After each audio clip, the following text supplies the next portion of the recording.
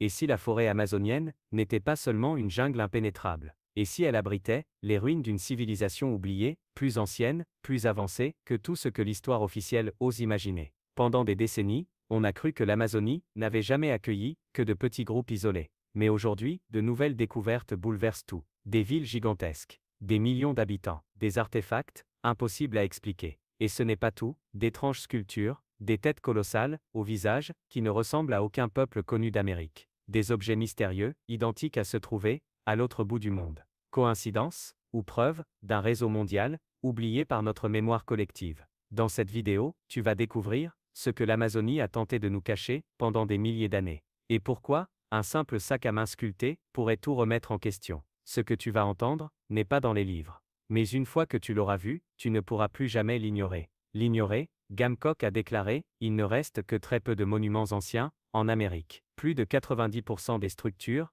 répertoriées ont complètement disparu, et parmi les moins de 10% qui subsistent, la plupart ont été endommagées ou détruites. Vu les traces perdues du passé, se pourrait-il qu'une civilisation avancée inconnue ait existé dans la forêt amazonienne avant d'être effacée de notre mémoire historique collective? Pendant longtemps, les chercheurs ont cru que les peuples indigènes d'Amérique centrale et d'Amérique du Sud vivaient uniquement dans des cités-États peu peuplées et très dispersées. Mais les dernières découvertes prouvent exactement le contraire. En réalité, les anciens habitants de la jungle avaient créé des métropoles gigantesques, des villes qui abritaient des millions de personnes. Aujourd'hui, on va te montrer les artefacts historiques spectaculaires que la forêt tropicale a déjà révélés. Et surtout, pourquoi un petit détail bouleverse tout ce qu'on pensait savoir sur l'histoire des civilisations de ce continent. Bien que les Olmecs soient considérés comme la plus ancienne civilisation avancée connue en Amérique centrale, ils posent un problème majeur. Ce peuple ancien, dont les traces remontent à 1500 avant Jésus-Christ,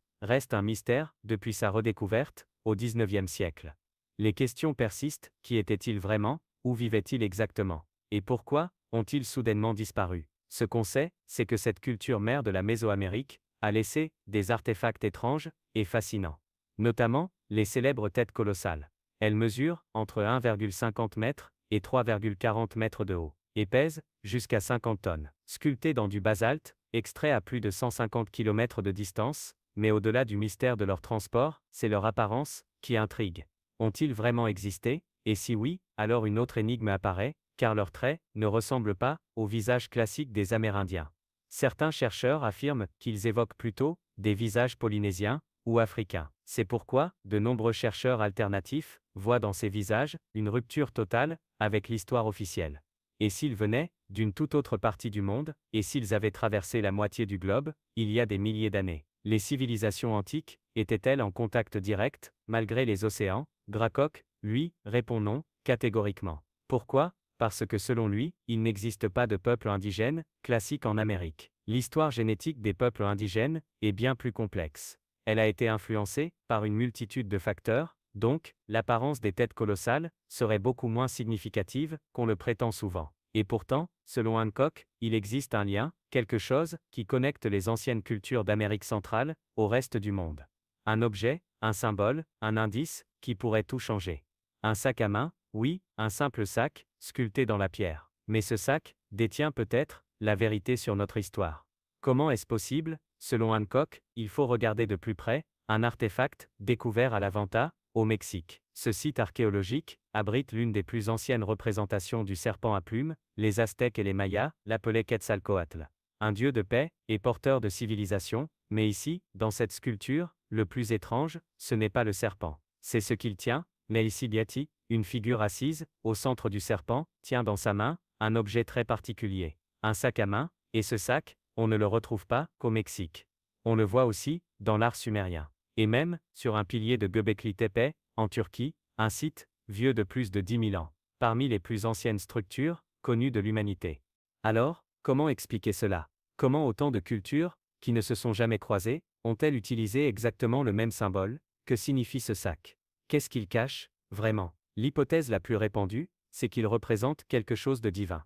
Selon certains, ces sacs symbolisent le cosmos. Ou bien, ils contiendraient des connaissances supérieures offertes par les dieux aux humains. Mais selon Hancock, la diffusion mondiale de ce symbole prouve surtout une chose, une civilisation disparue avait déjà existé avant notre époque. Et elle a été détruite par un déluge mondial à la fin de la dernière période glaciaire. Mais, attendez un instant. Si ce peuple très développé était composé d'êtres humains ordinaires, pourquoi a-t-il été représenté comme des êtres divins? Seraient-ce des créatures venues d'un autre monde, ou plus précisément, d'une autre planète? Eh bien, selon Hancock, ce n'est pas aussi farfelu qu'il n'y paraît. Les survivants du déluge ont été vénérés, par des peuples plus simples, comme des dieux. Mais en réalité, c'étaient simplement des gens normaux. Des survivants, qui avaient plusieurs générations d'avance sur leur temps, mais si on laisse de côté les sacs à main divins, et qu'on revient aux Olmecs, on se demande où se trouvent les vraies racines de cette culture incroyable.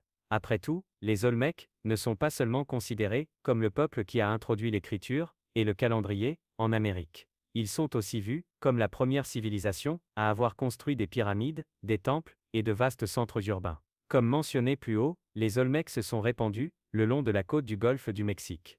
Plus précisément, dans les États mexicains actuels de Veracruz et de Tabasco. Mais alors, d'où venaient-ils vraiment? Les chercheurs conservateurs désignent les hauts plateaux mexicains, mais des chercheurs moins conservateurs, comme Gracok, établissent un lien avec une série de crânes découverts au Brésil.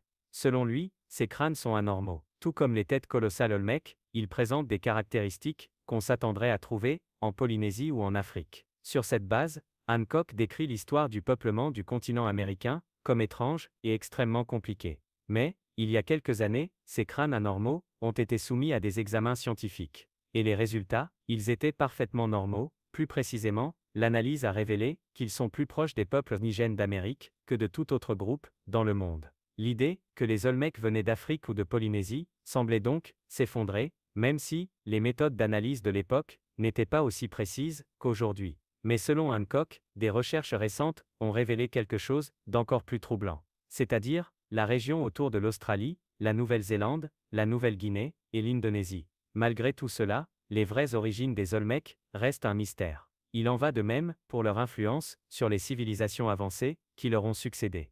Autrefois, on pensait que les Olmecs étaient une culture proto-maya directe. Mais aujourd'hui, cela semble peu probable. La distance, temporelle et géographique, est trop grande. Mais pour Hancock, les parallèles évidents entre les deux peuples ne peuvent pas être ignorés.